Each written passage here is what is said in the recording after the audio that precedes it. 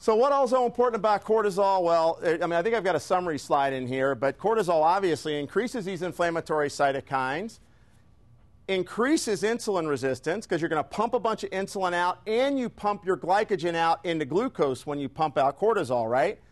Because you got to mobilize your sugar stores because your body thinks a white tiger's chasing you from the time you woke up to the time you finally try to go to bed, as you're literally exhausted from the amount of duress your body has taken on for that day, right? See, it's a good thing. You'll learn. And everybody will attest to this that knows me in my practice. See, I've overcome it. I've learned. I give stress. I don't have stress.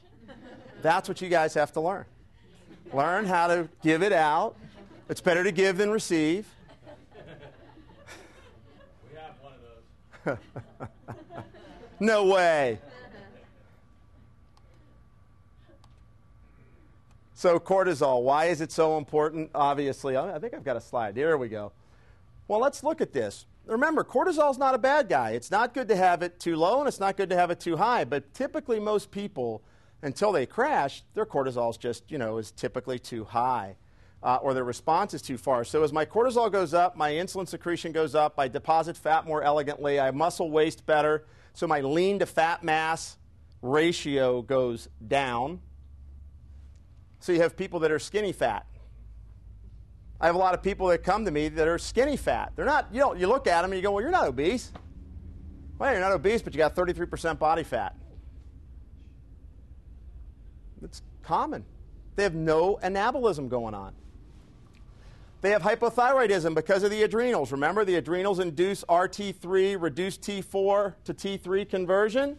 And so my metabolism's going down, my oxidative stress goes up by cortisol. Cortisol literally damages your tissues, meaning that they've done studies where they've scanned people's brains, and your cortisol levels in ratio to your DHEA levels, the higher your cortisol, the lower your DHEA, the bigger your hippocampal shrinkage in your brain.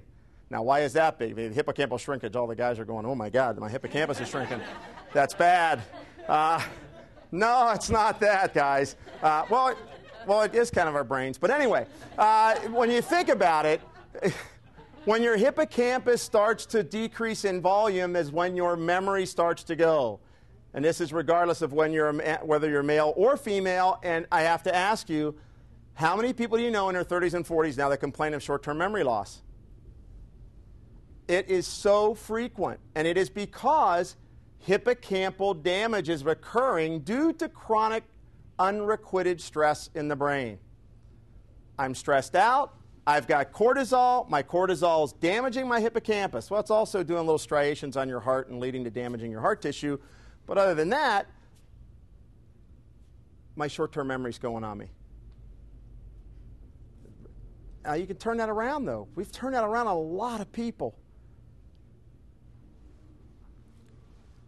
Insulin resistance goes up, bone loss goes up. Why? Cortisol causes tissue acidity.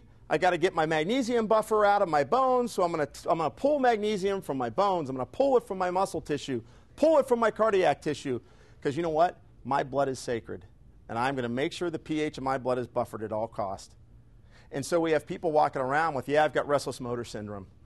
Yeah, man, I can't figure it out. My doc's I'm twitching at night. My legs are just going, and I got cramps, and my palpitations are hitting, and I got these feelings in my chest that are just the ache, and I've got arrhythmias. And no, you do not have a drug deficiency like Neurontin, which is commonly given for some of this stuff. You have a magnesium deficiency.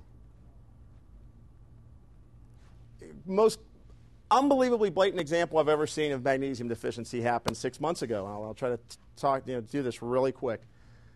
42-year-old man comes into me. I mean, he was fit. He was the most buff, 165-pound muscle-lifting guy.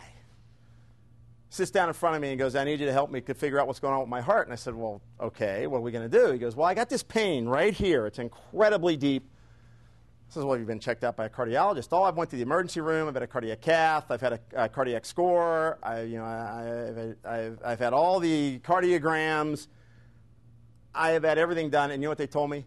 You're under stress. And he says, I'm not under stress. You're under stress. What do you do for a living? Well, you're a financial planner. You're under stress. And he said to me, he says, I am not under stress. I got a great wife, great kids. I love my business. It's doing great. I am not under stress. I says, okay, so what other symptoms do you have? Well, I can only bend this far. My legs are so tight that I can only bend. That's as far down as he could get. I have restless motor syndrome. I get cramps in my calves.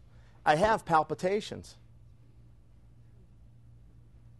I said, really? Okay. I says, well, what did you used to do? Well, I trained 4 hours a day for about 10 years and went on a 10,000 calorie diet, of which 80% was protein.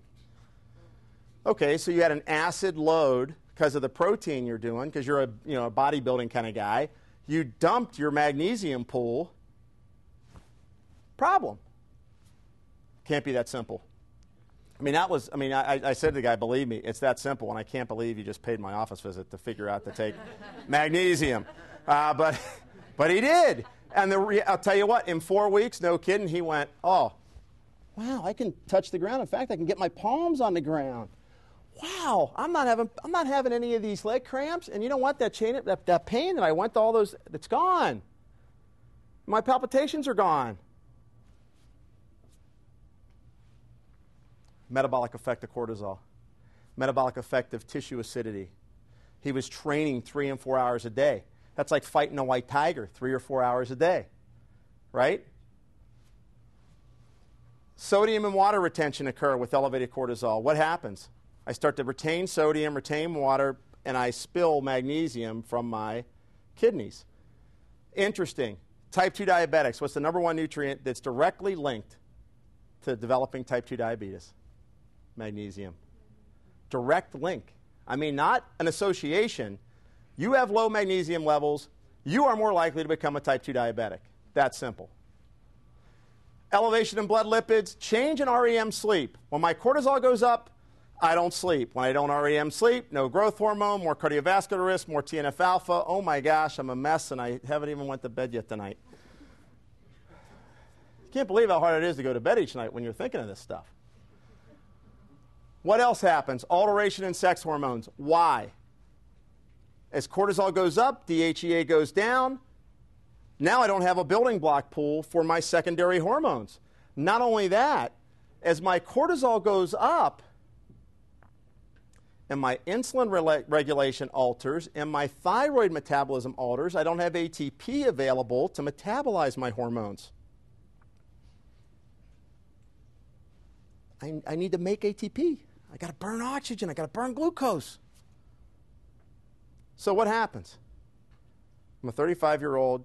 I get home from work. I ate a donut and coffee for breakfast. I didn't eat lunch. Or if I ate lunch, it was probably M&Ms, but only the green ones.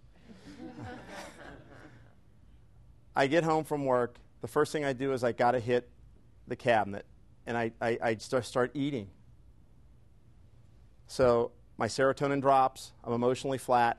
I'm not sleeping well. I'm getting up at night to eat.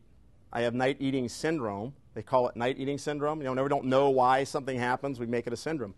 Night eating syndrome is a real syndrome you can look up. I mean, it's in the literature. Okay? I have night eating syndrome. I've gained 40 pounds. I have bouts of chronic dysglycemia during the day, and my general energy is low. I have chronic inflammatory processes going on, so my CRP is up a little bit. I'm making a little bit more. Man, I do any exercise, and I ache. That's what most people are facing. That's people's chemistry today. And they don't have to be necessarily overweight for that to be happening either. So, what else happens? I think I talked about this already, but the more cortisol you have, the more your thymus gland atrophies. The more your thymus gland atrophies, you make immature T killer cells. So your defenses go away for a lot of invaders. That's why stress is directly linked to the development of cancer.